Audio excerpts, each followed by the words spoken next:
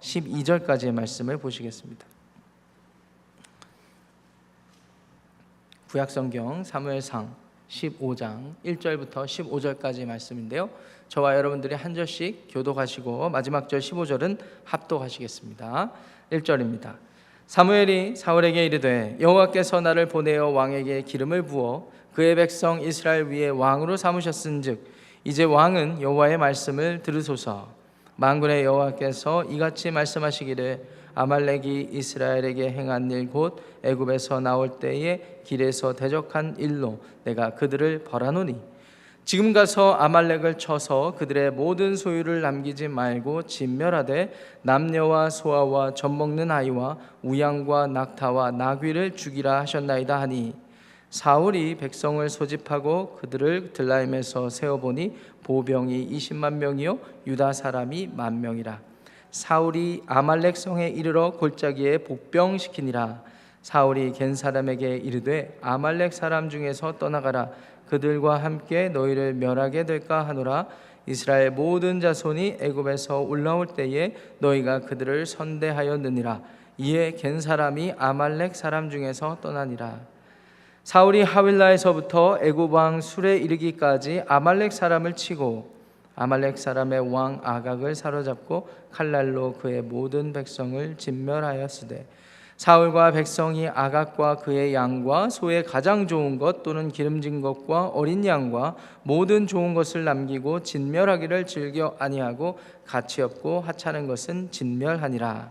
여호와의 말씀이 사무엘에게 임하니라. 이르시되 내가 사울을 왕으로 세운 것을 후회하노니 그가 돌이켜서 나를 따르지 아니하며 내 명령을 행하지 아니하였음이니라 하신지라. 사무엘이 근심하여 온 밤을 여호와께 부르짖으니라. 사무엘이 사울을 만나려고 아침에 일찍이 일어났더니 어떤 사람이 사무엘에게 말하여 이르되 사울이 갈멜에 이르러 자기를 위하여 기념비를 세우고 발길을 돌려 길갈로 내려갔다 하는지라.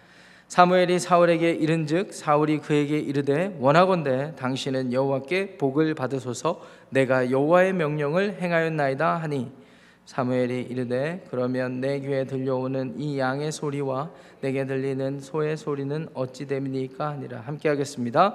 사울이 이르되 그것은 무리가 아말렉 사람에게서 끌어온 것인데 백성이 당신의 하나님 여호와께 제사하려 하여 양들과 소들 중에서 가장 좋은 것을 남김이요 그 외의 것은 우리가 진멸하였나이다 하는지라. 아멘. 하나님의 말씀입니다.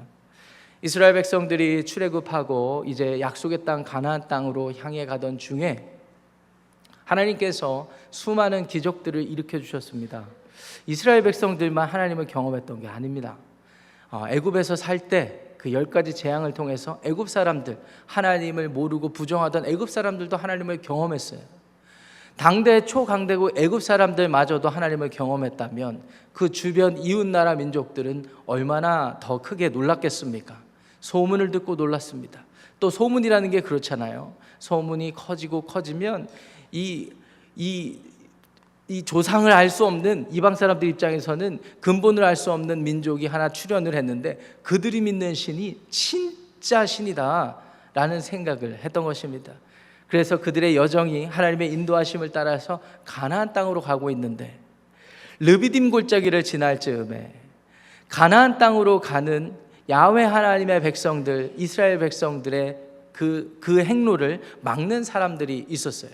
그 사람들이 아말렉 사람들이었습니다. 그런데 이 아말렉 사람들이 얼마나 비겁했냐면은 이스라엘 백성들이 행로를 그대로 진행을 하여서 가나안 땅으로 가는데 그 앞길을 막고 전쟁을 벌인 것이 아니었습니다. 신명기에서 25장 13절부터 14절까지 찾아보시면은 하나님께서 아말렉 사람들의 그 비열하고 비겁한 짓을 그렇게 지적하고 계세요. 후미에서 비겁하게 공격을 했고 그리고 후미에 있는 약자들을 공격을 하고 노략을 했습니다. 그리고 그 이유를 하나님께서 뭐라고 진단을 해주셨는고 하면 하나님을, 여호와 하나님을 두려워하지 않았기 때문이라고 진단해 주고 계십니다. 아니 출애굽하게 된 그 애굽 땅에 있는 왕 그리고 사람들마저도 하나님을 인정하고 경험할 수밖에 없었는데 어떻게 아말렉 사람들은 그 주변의 많은 이방 민족들도 그렇게 하나님을 믿고 두려워 떨었는데 어떻게 아말렉 사람들은 그 같은 짓을 벌인단 말입니까?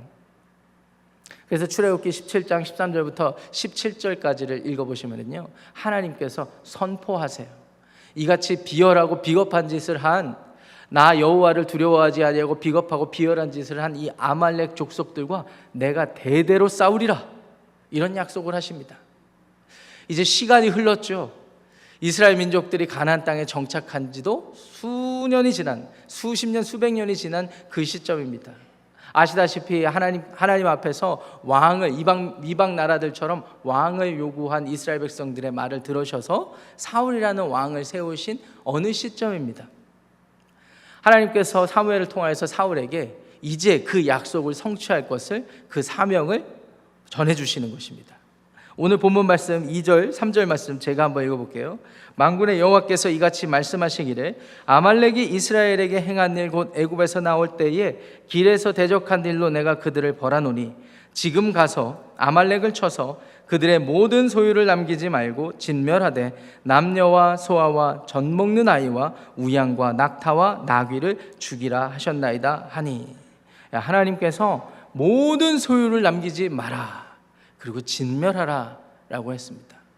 우리가 성경을 읽다 보면 이 3절 말씀에서 하나님에 대해 우리가 이해되지 않는 부분이 생기죠. 아니, 우리 하나님은 사랑의 하나님이시잖아요. 사랑이 충만하셔서 자신의 독생자 아들 예수 그리스도를 아낌없이 보내주신 분인데, 여기 3절 말씀 보면은요, 진멸하는데 어떻게까지 진멸하라고 그러냐면 남녀, 소아, 어린아이, 그리고 젖 먹는 아이까지 다 죽이라고 했어요. 우양과 낙타와 나귀를 죽이는 것은 이해를 합니다. 그리고 성인 남녀가 죄인이기 때문에 죽이는 것은 이해합니다. 그런데 어떻게 소아와 젖 먹는 아이를 죽이라고 할 수가 있겠습니까? 우리 사랑의 하나님께서 말이죠. 이 하나님의 명령은요, 우리가 현대 사회에서 가치관으로 이해하기보다는 당대 고대 근동의 가치관으로 이해하면 조금 더 이해하기 쉬울 것 같아요. 이스라엘 백성들뿐만 아니라 당대 고대 근동의 사회의 가치관에는 헤렘법이라고 있습니다. 헤렘법. 이 헤렘이라는 히브리어 단어는 오늘 3절 말씀에 등장하는 진멸하라라는 말과 같습니다. 말의 의미입니다. 진멸이라는 뜻을 담고 있어요. 동시에 성별되는 것이라는 뜻을 가지고 있습니다. 그렇기 때문에 고대 근동에서는 전쟁을 벌이면 항상 누군가가 없어져야 정복자가 살아남는 시스템이었습니다. 누군가가 없어져야 정복자가 살아남아요. 여러분, 이 인생의 메커니즘, 그리고 인간의 군상들을 잘 아시기 때문에 이해하실 거라고 생각합니다. 한 명이라도 남으면 그 한 명이 어떤 짓을 해요? 복수를 해요. 복수를 합니다. 그리고 과거에 아버지와 조상의 영광을 찾기 위한 그러한 사륙전쟁이 다시 벌어지죠. 그렇기 때문에 인간 세상의 통념으로 보더라도 상식적으로 진멸하는 것이 마땅합니다. 그리고 우양과 낙타와 이 나귀를 가지고 있으면은요, 그것 때문에 이해관계가 쌓이기 때문에 남녀, 소아, 어린아이들을 죽이지 못하는 또 근거가 되거든요. 그렇기 때문에 진멸하라고 하나님께서 명령을 하신 것입니다. 이런 헤렘법의 그 기초에서 이해를 하셔야 되는 거예요. 근데 이 헤렘법의 하나님의 법에서 이 헤렘법의 적용은 어떻게 돼야 되는가? 하나님께서는요, 악을 미워하십니다. 그리고 죄를 도말하기를 원하셔요. 그런데 하나님께서는 노아 때도 그랬고요, 항상 기회를 주셔요. 사람들이 돌이킬 수 있는 기회를 주신단 말이죠. 그런데 끝까지 돌이키지 않는 사람들은 하나님의 때에 하나님이 하나님의 사람들을 통해서나 아니면 다른 방식으로 꼭 심판하시게 된단 말입니다. 하나님이 심판하시는 양상을 보면은요, 정말 무섭습니다. 진멸하십니다. 그렇기 때문에 우리가 종말과 심판을 생각하는 마음이 여전히 우리 안에 있을 때에는 하나님의 심판, 공의로운 하나님의 심판을 생각하면서 하나님을 경외하는 마음을 가져야 할 줄로 믿습니다. 그와 같은 의미를 포괄하고 있는 이 헤렘법의 가치관의 근거에서 보는 거예요. 하나님의 백성들이잖아요. 그리고 하나님은 온 땅의 주인이시잖아요. 근데 하나님을 왕으로 부정하고 하나님의 백성들, 하나님의 나라 소유된 백성들을 위협하던 사람들을 이제 심판하시기로 작정하셨던 거예요. 출애굽하는 과정 시기와 비교해 봤을 때는 수백 년이 지난 시점에서 하나님의 심판이 이제 이루어진 것입니다. 반대로 얘기하면 아말렉 사람들 입장에서는 기회가 있었어요. 야훼 하나님이 진짜 살아계시는구나. 이스라엘 유대 민족, 히브리 민족이 저렇게 나라의 기틀을 삼고 저렇게 약소 국가가 살아남는 것은 그들이 믿는 신 하나님이 참신이기 때문이겠구나 라는 생각을 했어야 되는데, 그 수백 년의 기간 동안 그런 생각조차 하지 못했던 사람들이 아말렉 백성들이었습니다. 이제 하나님의 때가 찼습니다. 그래서 사울이라는 왕을 사용하셔서 그 심판을 이루시는 거예요. 근데 왜 하필 사울 왕 때 이런 심판을 이루시는가? 이것에 대해서 우리가 궁금해 해볼 필요가 있습니다. 4절 말씀 보니까 사울이 하나님 명령에 순종해서 보병하고 유다 사람 중에 군사를 모아봤어요. 이때는 지파가 12개 지파로 흩어져 있었잖아요. 사울은 우리 베냐민 지파였기 때문에 우리 나중에 후대에 북이스라엘 10지파 그리고 유다 지파 포함해서 2지파 해가지고 이렇게 나중에 합쳐지는 과정까지를 이렇게 이해해 보시면은 이와 같은 구분을 조금이라도 우리가 이해해 볼 수가 있을 것입니다. 보병이 20만 명, 유다 사람에서 뽑은 10,000명 해서 21만 명이에요. 지금 15장까지 오기 전까지는요, 많아봤자 3,000명이었습니다. 그리고 600명. 사울이 블레셋 사람들과 싸우러 갈 때 600명 아니면 3,000명의 군사들과 대동했거든요. 그리고 어느 정도의 시간이 지난 것 같아요. 그러니까 21만 명까지 됐죠. 그러니까 하나님께서 판단하실 때에는 이제 이스라엘 나라가 군사 작전을 벌일 정도로 이제 됐고, 그리고 군사들도 많이 모집될 수 있고, 그리고 사울이라는 리더십 아래 기틀이 마련됐기 때문에 이제 아말렉을 심판해도 되겠다라는 판단을 하신 것 같아요. 그래서 사울이 순종해서 아말렉 성에 가서 복병시키죠, 군사들을. 근데 6절 7절 말씀 보면은요, 이 아말렉 지역에서 함께 살던 겐 사람들이 있었어요. 이 겐 사람들은 어떤 사람들인가? 이 성경 전체, 구약 성경 전체에서 추적을 해보면은요, 이 모세 장인 이드로의 어떤 그런 부족들이었다라고 우리가 생각을 해볼 수가 있습니다. 모세 장인 이드로는 광야에서 양을 치는 사람이었잖아요. 유목민이었잖아요. 그렇기 때문에 대대로 이 겐 사람들은 유목민이었을 거예요. 처음부터 아말렉 사람들이랑 붙어가지고 하나님을 대적하던 사람들이 아닙니다. 어찌어찌 하다가 유목민의 삶을 살다 보니까 아말렉 지역에 그때 잠깐 정착했던 것으로 생각되어집니다. 근데 사울이 딱 보니까 이 겐 사람들은 과거에 하나님의 백성들을 도왔던 사람들이거든요. 거기 6절 말씀 보면은요, 어떻게 표현되냐면 하반절에 너희가 그들을 선대하였느니라 이렇게 되어 있습니다. 이 선대하였다라는 히브리 단어가 우리가 잘 아는 헤세드란 단어예요. Loyal love. 정말 헌신적으로 사랑하고 충성되게 사랑을 베풀었던 그런 민족들이었어요. 그런 부족들이었어요. 그러니까 사울이 이들은 살려주고 싶었던 거예요. 그래서 그 사람들을 아말렉 사람들에게 떠나게 하고 하윌라에서부터 애굽 앞 술에 이르기까지 상당히 긴 거리에 이르는 지역에 아말렉 사람들을 쳐버리죠. 그리고 결과는 승리였습니다. 아가 왕을 붙잡고요, 그리고 모든 백성들을 진멸하였다라고 그랬는데 9절 말씀 보니까 이 15장 전체에 흐르는 가장 큰 실책이 등장을 하죠. 아각을 살려둘 뿐만 아니라 그의 양과 소의 가장 좋은 것 또는 기름진 것, 어린 양과 모든 좋은 것을 남기고, 이렇게 되어 있습니다. 남겼어요.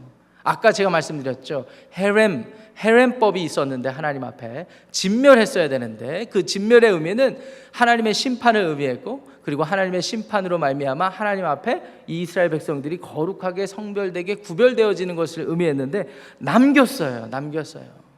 왜 그랬을까 보니까 진멸하는 걸 즐겨하지 아니했대요. 그리고 대신에 무엇을 진멸했는가 보니까 9절 하반절에 가치 없고 하찮은 것은 진멸했다. 이게 지금 누구의 판단에 의해서 이런 일이 벌어졌을까요? 사울 왕입니다. 사울 왕. 명령을 직접적으로 받은 사울 왕이 자기 판단이 들어갔고 자기 해석이 들어가서 이거는 가치 있고 이거는 가치 없고, 그러면 가치 있는 것을 차라리 진멸하고 가치 없는 것은 남겼으면 차라리 자비를 베풀었다고 생각할 수 있는데, 오히려 자기 판단과 자기 해석에 따라서 가치 없는 것만 다 진멸했고 가치 있는 것만 자기한테 남겼어요. 이것은 무엇을 의미할까요? 자기가 지금 하나님 되어 있는 거예요. 자기가 스스로 하나님 되어 있어요. 지금 그래서 가치 없는 것을 남겼던 것은 신용만 한 겁니다. 신용만. 내가 믿고 있다고 얘기하는 하나님의 명령에 따르는 모습은 있어야 되니까 진멸하는 신용만 한 거예요. 그리고 마음속에 가치 있는 것, 가치 있다고 생각되는 모든 것은 남깁니다. 하나님께서 후회하시죠. 11절 말씀 보세요. 내가 사울을 왕으로 세운 것을 후회한다. 이것은 한탄의 표현입니다. 수사학적인 그런 방식입니다. 하나님께서는요, 사람이 아니기 때문에 후회가 없어요. 인생이 아니시니 시건치 않으시고 후회가 없으시다고 말씀하셨거든요. 그런데 오늘 이 사무엘상 기자가 왜 후회했다라고 이렇게 표현할까요? 한탄한 겁니다. 무엇을 보면 알 수 있냐면 11절 하반절에 사무엘의 반응을 통해서 알 수가 있어요. 지금 사무엘은 하나님의 마음을, 온갖 하나님의 마음을 자기의 마음에 고스란히 담아서 밤새 부르짖었다고 돼 있거든요. 그 앞에 뭐라고 표현되어 있을까요? 근심하여, 이렇게 되어 있습니다. 하나님께서 근심한 마음을 이렇게 표현한 거예요. 후회했다.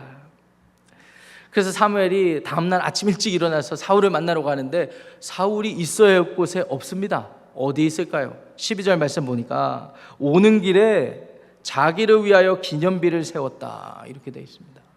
아하, 우리가 사울의 문제의 핵심을 간파하게 되는 구절이 12절 말씀입니다. 결국 자기를 위하여, 자기를 위한 기념비를 세우기 위하여 전쟁에 나갔고 하나님의 명령도 소홀히 여겼고 그리고 자기 인생을 막 살았구나, 이런 생각을 할 수가 있습니다.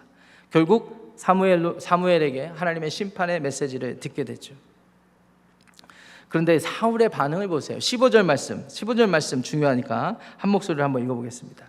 시작. 사울이 이르되 그것은 무리가 아말렉 사람에게서 끌어온 것인데 백성이 당신의 하나님 여호와께 제사하려 하여 양들과 소들 중에서 가장 좋은 것을 남김이요 그 외의 것은 우리가 진멸하였나이다 하는지라.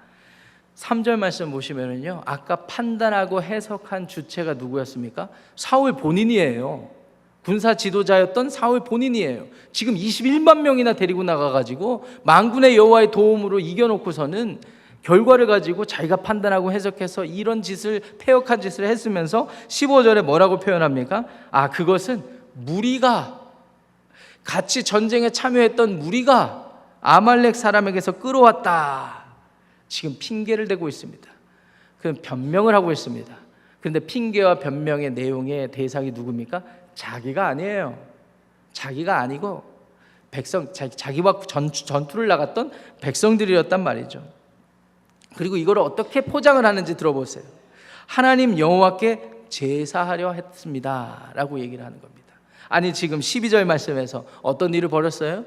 자기를 위하여 기념비를 쌓았던 사람이 지금 하나님을 위해서 제사하기 위해서, 이게 말이나 되겠습니까? 좋은 것을 남겼다라는 말이 되겠습니까? 이제 내일 본문에서는 이로 인하여서 엄청난 질책을 받게 되죠. 하나님으로부터 책망을 받고 심판을 선언을 받죠. 근데 오늘 15절 말씀에서 하나님께 제사하려고 한다 할 때 뭐라고 표현되었는지를 주목해 볼 필요가 있어요. 뭐라고 표현됐습니까? 당신의 하나님께. 자기를 위하여서는 기념비를 세워야 됐고, 하나님을 위해서 전투에 나가긴 나갔는데, 전쟁에 나가긴 나갔는데 그 하나님은 자기의 하나님이 아니에요. 누구의 하나님입니까? 명령을 전달해 준 사무엘의 하나님이에요. 하나님과 엄청 동떨어진 삶을 살고 있다는 것을 우리가 알게 됩니다.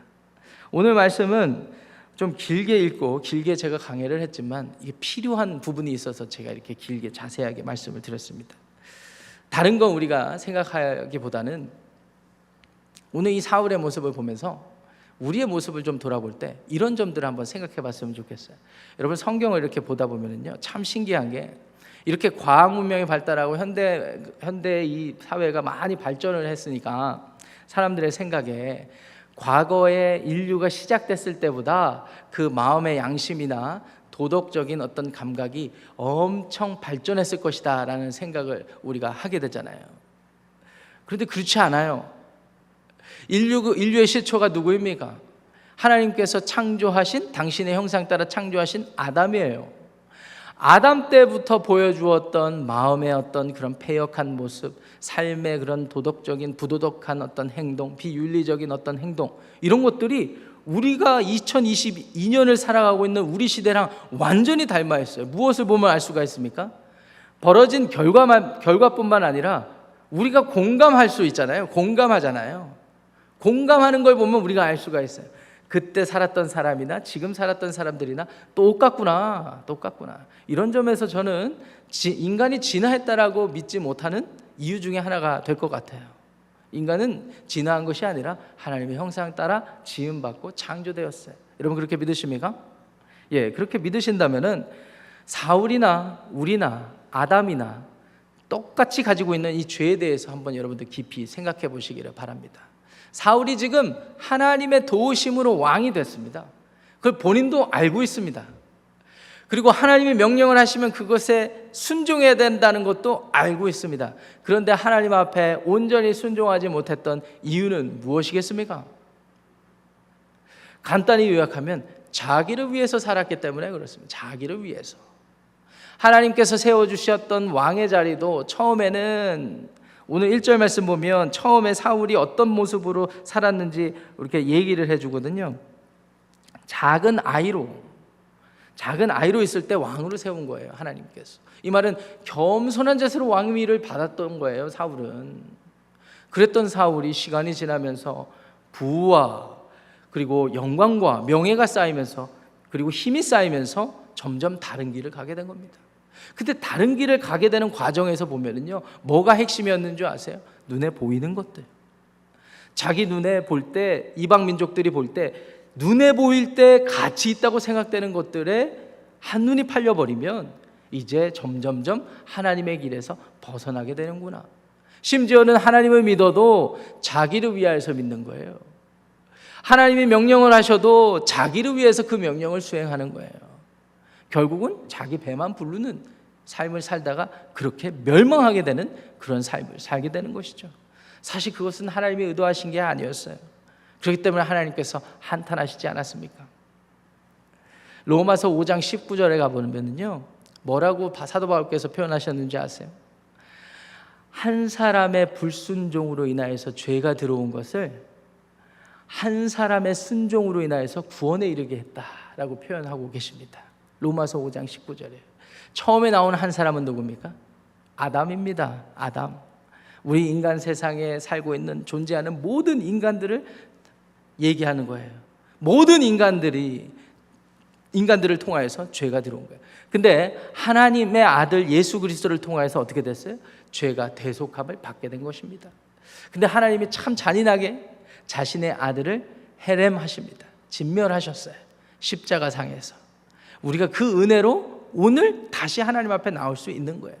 여러분 오늘 말씀을 묵상하시면서요, 여러분들을 한번 돌아보시기 바랍니다. 내가 오늘 사울처럼 뒤로 빼고 하나님 앞에서 합리화하고 핑계대고 변명하는 모습이 있지는 않은지, 그런 모습이 발견된다면 우리를 위해서 십자가에서 구속하신, 대속해 주신 예수님 앞에 모두 다 털어놓으시기를 바랍니다.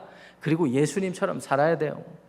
자기를 위하여 기념비를 세우는 것이 아니라 자기를 부인하고 우리 예수님처럼 날마다 제 십자가를 지고 살아갈 때 우리 주님께서 여러분들의 삶을 통하여서 온 세상, 온 민족, 여러분의 가족, 일터, 직장 모든 이웃들을 구원하실 줄 믿습니다.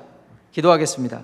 하나님 감사합니다. 오늘 사울왕이 벌였던 실책, 실수, 그런 죄의 모습들을 살펴보면서 우리의 악하고 패역한 모습들을 생각해 봅니다. 그렇습니다. 사울이 눈에 보이는 가치 있는 것들을 가지고 자기가 하나님 되어서 모든 일을 판단하고 해석하려는 그런 모습으로 살아가고 있는 모습이 우리에게도 있습니다. 주님, 우리의 참혹한 모습, 패역한 모습을 용서하여 주시옵소서. 한 사람의 죄로 말미암아 이 땅에 모두가 패역하게 되었지만 예수 그리스도의 순종으로 인하여서 우리가 살게 되었습니다. 그 예수님 앞에 우리가 나왔습니다. 오늘도 예수님 안에 살며 주님과 동행하는 복된 하루 되게 하옵소서. 우리 주 예수님의 이름으로 축복하며 기도합니다. 아멘. 하늘에 계신 우리 아버지여, 이름이 거룩히 여김을 받으시오며 나라가 임하시오며 뜻이 하늘에서 이루어진 것 같이 땅에서도 이루어지이다. 오늘 우리에게 일용할 양식을 주시옵고 우리가 우리에게 죄 지은 자를 사하여 준 것 같이 우리 죄를 사하여 주시옵고 우리를 시험에 들게 하지 마시옵고 다만 악에서 구하시옵소서. 나라와 권세와 영광이 아버지께 영원히 싸움나이다. 아멘. 각자 기도하고 돌아가겠습니다.